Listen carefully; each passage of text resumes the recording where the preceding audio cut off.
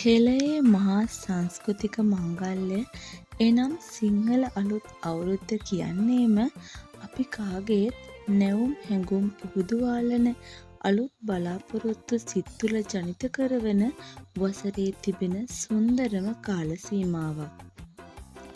Call නාදයේ දස දෙස රැව් පිළිරැව් දීමට පටන් ගැනීමත් සමග සිත් තුළ අලුත් අවුරුදු සේයා මවා පාන්නේ අමුතුම විලාශයකටයි.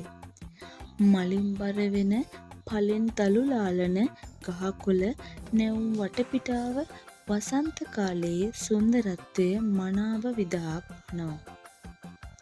පැරණි තරහ මරහ අකා මකා දමා අලුත් සබඳතා තර කරගන්න මේ කාලය කදිම අවස්ථාවක්.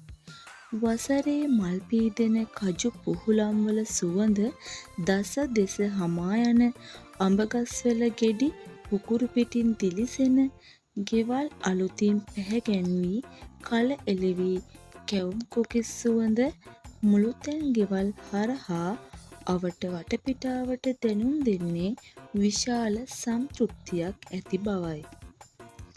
රටේම එකම නැකතකට කිරිබත් ඉදෙන එකම නැකතකට වැඩ අල්ලා ආහාර අනුභව කරන මේ හෙළයේ සංස්කෘතික මංගල්‍ය තරම් හැඩගැන්වෙන තවත් වසන්ත කාලයක් නම් ලොව කොහේවත් නැතුව ඇති.